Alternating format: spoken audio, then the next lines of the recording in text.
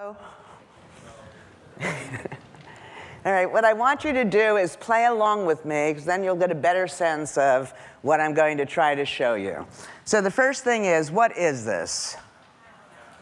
Now, those of you who don't see the cow, don't worry. The others only see it because somebody previously told it to them. All right, this is the way the world starts off for us. We have no idea what it is. Then somebody labels it. Now, the problem is that once it's labeled, we're no longer able to see it in any other way. And that's the way we learn about most things, who we are, what we can do, what the world consists of. We can meet back here in 10 years. It'll cost you more bagels, Andrew. And I'll show you the slide again, and you'll see it's impossible not to see the cow. Let's play some more. Add these numbers with me. 1,000, 1,040, 2,040, 2,070, 3,070, 3,090, 4,090. Okay, now I want to do this one more time. I want you to add 4,090, and to that add 10. Okay. The argument that I'm going to be making, and have for the last 40 years, is that most of us are mindless virtually all the time. So I don't understand the intern who spoke about soon we may be living with robots. I think that most of us already are. Okay, I'll give you a simpler one. Tell me, how much is 1 and 1? Now, if I start with this, people usually go, oh no, we're going to have to listen to this for a long time, that it's so ridiculous. But it turns out 1 and 1 is 2 only some of the time. 1 and 1 is 2 if you're using a base 10 number system. If you're using a base 2 number system, 1 and 1 is depicted as 10. Easier to understand. You take 1 watt of chewing gum. You add it to 1 watt of chewing gum. 1 plus 1 is 1.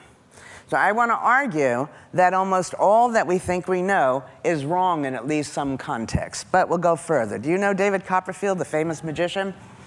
Okay, what he wants is for you to pick one of these 6 cards. Everybody picked a card? Now, for this to work, you have to look right in his eyes.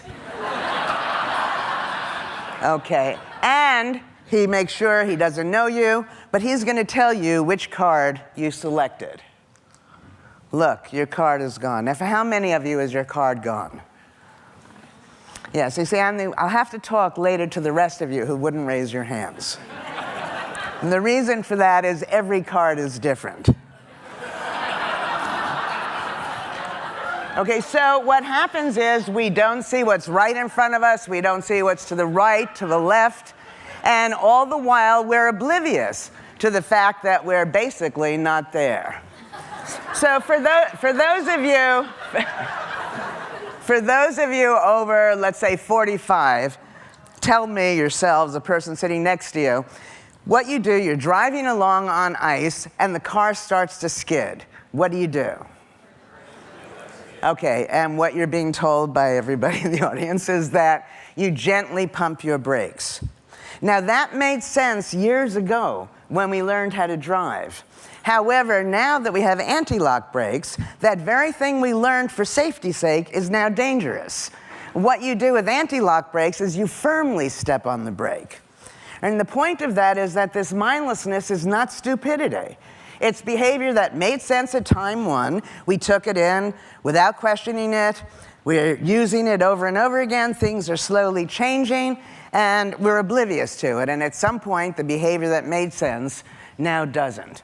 I'm in this store, and I make a purchase, and I give the cashier my credit card. And she saw it wasn't signed. She asked me to sign it. Okay, I signed it. She then ran it through the credit card machine, asked me to sign the credit card form. I signed it. She then compared the 2 signatures. It would have been very bizarre if they didn't match. All right, and the point of this is that we're unaware of when we're mindless. Again, when we're not there to know we're not there. And I'm suggesting we're not there too much of the time, and that is taking away from us years of our lives and vitality and a way of being that I want to discuss in a few moments. I'm at this horse event, and this man asked me if I'd watch his horse because he wanted to go get his horse a hot dog. Now, I'm Harvard, Yale all the way through. I mean, I was the kind of student you hated, the one who would memorize what was under the pictures. I knew everything. Horses don't eat meat. Horses are herbivorous. So I try to be polite, not to tell him I think he's crazy. He goes and he gets the hot dog, and the horse eats it. And then I thought, what does it mean horses don't eat meat? How many horses were tested? How much meat was mixed with how much grain? How hungry were the horses? How big were the horses? And so on. These are the hidden decisions similar to this in research that if you change any one of the parameters, the results very well may be very different. At best, research gives us probabilities. That means if we do the exact same thing, which we can't do, that much of the time we'll get these same results. This is translated in talks and textbooks by the media as absolute fact. When it's absolute fact, you lock yourself in. This is a cow, right? And what that leads to is us being frequently in error but rarely in doubt.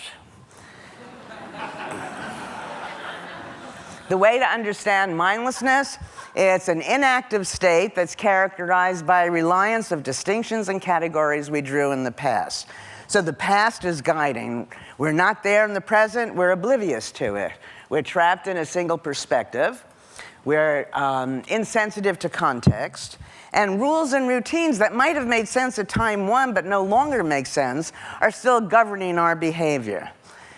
Okay, now in contrast to this, mindfulness as I study it, this is mindfulness without meditation, is so simple. It's an active state of mind where you're drawing novel distinctions. You're intentionally noticing things.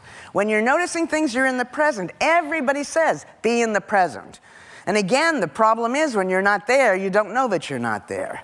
This is the way to be there. You notice new things. You can use rules and routines. Those rules and routines guide what you're doing.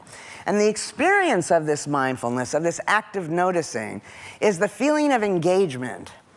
Okay? It feels good. It's what we do when we're having fun. Humor relies on mindfulness. Later you tell Andrew to give me an extra 2 minutes and I'll tell you a joke to prove that to you. All right, the point of this is as we notice new things, we become aware of the inherent uncertainty. Everything is always changing. Everything looks different from different perspectives. So it's a great mistake to hold it still.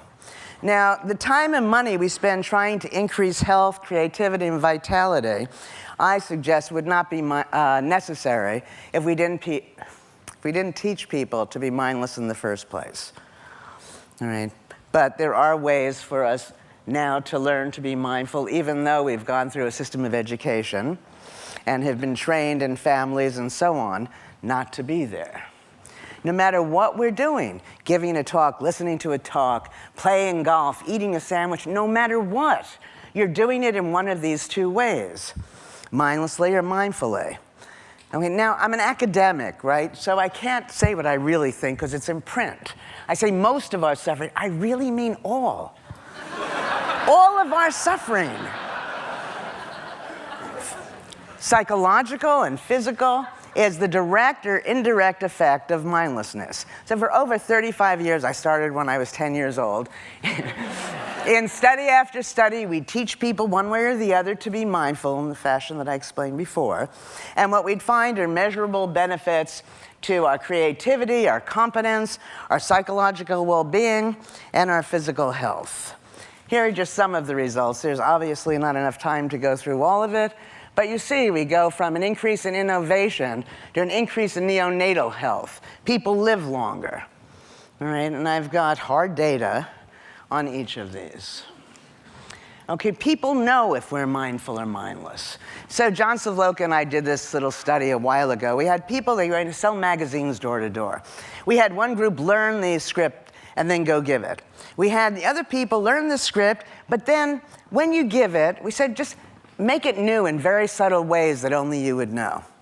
Okay, they go, somebody else follows to find out what the client thought. Well, what happens is that when they were there, they're evaluated as more charismatic. Those of you in business probably also should know they sold many more magazines. Right. Now, we have lots of studies like this. We make people mindful, people are aware of it, people find it attractive. It's the essence, in fact, of charisma. Interestingly, it's even visible in the products of our labor. Okay, so what we did, I think I'm going to take that off so you pay attention to me instead of read it. So we have these orchestras, and I don't know if you're aware, but for many symphony musicians, they're bored to death. They're playing the same pieces over and over and over again. Because for them it's a high-status job, they're loath to give it up. So we take these musicians of different orchestras, and we tell one group, the control group, we say, we want you to think about the last time you performed this particular piece, and the last time you were satisfied with that performance, and try your best to replicate it. The mindful group is told, what we want you to do is make it new in very subtle ways that only you would know. And it was certainly subtle. They were playing classical music, not jazz. We tape the performance, play it to people who are unaware of the experiment to see which they preferred. And we also question the musicians about how much fun it was for them to play. And what we find is that the mindful performance is overwhelmingly preferred. So you can even hear people's consciousness. It leaves its footprints in what we do. And the musicians themselves much enjoyed it. Now, one of the reasons that we cling to these routines and we're afraid to try new things is because of our fear of making mistakes. But it turns out that a mistake in one context very often can be a success in another context. So you know the glue CEO gets his company to make a glue, puts a lot of effort and money into it, and what happens at the end of this is that the glue fails to adhere. So that would seem a terrible failure. However, rather than just discarding the whole thing, he then thought, what can I do with a glue that fails to adhere? And what he comes up with is a Post-it note. So as a glue, it's a failure. As a Post-it note, it's a tremendous success. Right? Well, we did a study. Well, before I tell you about the study, defogger, the same thing. There are hundreds of these examples where this person comes up with a defogger, sprays the crops of Florida in order to save them. Instead, it produces this icy, snowy substance that ends up killing them. Okay, a terrible failure. Somebody else takes the very same machine to spray the slopes of New England when skiers want to snow, but Mother Nature hasn't enabled that. Okay. Now, in some of the work we've done on innovation, we take all of these products that have failed, and we ask one group, we say, the product failed, what would you do? And most of them would just discard it and start again or just leave. Another group, we say, what could you do with this product that failed? And for them, many more are able to come up with creative uses. But the most interesting or the most successful way is not to prime failure, but rather to go down to the level of property. So, for example, with the glue, it would be, what could you do with a glue that adheres for a short amount of time? And that leads you on an information search where for the subjects in this study, almost everybody was able to come up with creative uses. I want to switch gears. I've got 40 years of research I want to tell you. I asked Andrew, he said no. I said we should extend this another few days, but he wouldn't let it happen. So I want to switch to an appreciation of some of this work in the context of health. And I want to ask, why are we so sure that we can't improve vision beyond 2020, think ourselves thin, reverse virtually all brain damage, or whatever you can come up with that you think we can't do? And I want to suggest that possibility opens up for us when we understand the very real difference between uncontrollable and indeterminate. There is no science, not physics, biology, psychology, that can prove uncontrollability. All we can say is that we don't yet know how to do it. And that makes it a little easier to go forward in the face of very little motivation to try something brand new. For virtually all chronic illnesses, there are moments of no symptoms. Do you still have the disease? If you don't have the tumor anymore, all right? What causes the symptoms to go into spontaneous remission? How do placebos work? And in placebos, a doctor gives you a pill, which happens far more frequently than most people realize. That inert drug cures you. Well, clearly it's not the pill, you're doing it yourself. And part of my life's work is to find the ways to return this control directly to us, rather than have to go through that sham. All right. Biological theories, the medical world can't explain these things. And I want to suggest a simple explanation, a psychological explanation that can. Before I do, though, I have to appeal to gay white men. So you don't dismiss it out of hand. All research passes through 3 phases. First, it's ridiculed. Second, it's violently opposed. And third, it's accepted as self-evident, Schopenhauer. Einstein said, if at first an idea isn't absurd, then there's no hope for it. So this idea is so simple. There's the mind-body problem, which I'm sure you've heard about one way or the other. And the question is, how do you get from this fuzzy thing called a thought to something material called a body? And this has held up progress, I think, for quite some time. I want to argue that mind and body are just words. And if we put them back together, then wherever we're putting the mind, we're necessarily putting the body. Now I want to tell you about a few studies that will seem extreme to you that test this idea. And the first one we did quite some time ago, we were going to take old men, was the first study, to a timeless retreat and have them live as if they were younger. We're going to put their mind in a younger place. All right, now, these were 80-year-old men, but this was when 80 was 80, not the new 60. I mean, no, really, they were old. When I'm sitting in my office, and they're coming down the hall, and I keep saying to myself, why am I doing this? I didn't know if they were going to live through the day, no less the week.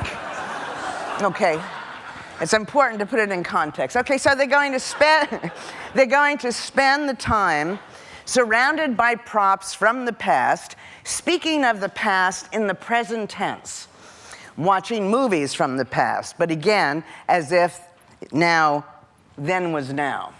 Okay, so let's take you back to 1959. Okay, now, the comparison group was going to spend the same amount of time in the same retreat, surrounded by the same props, discussing the same things. However, for them, they were going to be reminiscing for the week. But something happened on the way to the retreat. And this happened a long time ago. This wasn't part of the experiment. It was part of my laziness, part of my being a chauvinist at the time. I don't know. All I know is that I'm on the bus with these guys and 8 large suitcases, and my male graduate students aren't there. When we get to the retreat, I say to them, you're in charge of your own suitcase. I don't care if you unpack it a shirt at a time or move it an inch at a time.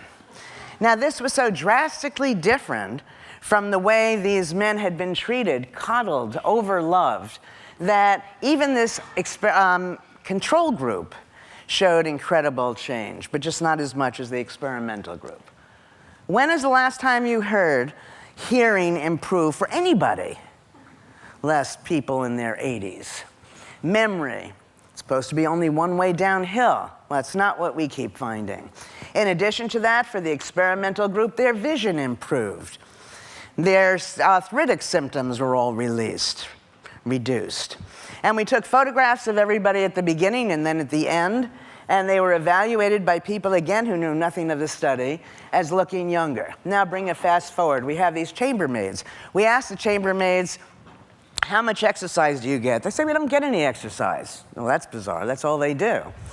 If exercise is good for you, they should be healthier than socioeconomic equivalent others. Put that aside. Now we take half of these chambermaids and we teach them that their work is exercise. Remember, we're just trying to change their mindset. So, for example, making a bed is like working on this machine at the gym and so on. Okay? The only difference is a change in mindset. We take all sorts of measures. We come back a month later. Are you working any harder? Is she working any harder? Are you eating any differently? And so on. On none of those is there any difference. Now, to make sure you understand what I'm saying, this woman over here in the pink shirt, because she believed she was at the gym all day, even though she wasn't exercising, should lose weight. What do we find? a significant change in weight, a decrease in body mass index, waist to hip ratio, and their blood pressure came down from this change in mindset. Okay, you've all been to the doctor. And why do we accept this? It's amazing to me. You're going to go to a doctor, he's going to show you letters. How often do you look at letters that make no sense?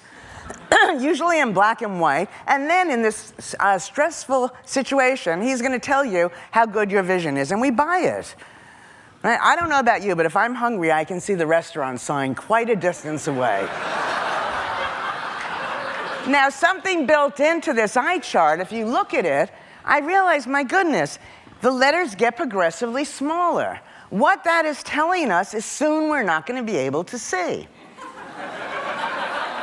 So what we did was reverse the eye chart. Now it's telling us soon we will be able to see. And you know what happened? We could see what we couldn't see before. Most of us have the mindset that, about 2/3 of the way down the chart, we're not going to be able to see. So what we did was start the eye chart 1/3 of the way down, making 2/3 of the way down letters that were much smaller. And again, people could see what they couldn't see before. We have many, many studies that suggest that the limits we assume are real are artificial and that we don't have to accept them. All right, the magic lies in being aware of the ways we mindlessly react to social and cultural cues. We need to challenge the idea that the limits we assume are real must exist at all. With only subtle shifts in our thinking, our language, and our expectations, we can begin to change the ingrained behaviors that sap creativity, health, optimism, and vitality from our lives. Improved vision, younger appearance, weight loss, increased longevity, and of course, increased creativity are just five of the many experimental results that are a consequence of these subtle changes. Okay, very simple. You increase your mindfulness, you're going to increase all aspects, I believe, of your life. You're going to be free to be as creative as all of the speakers before me are hoping you'll become. Thank you.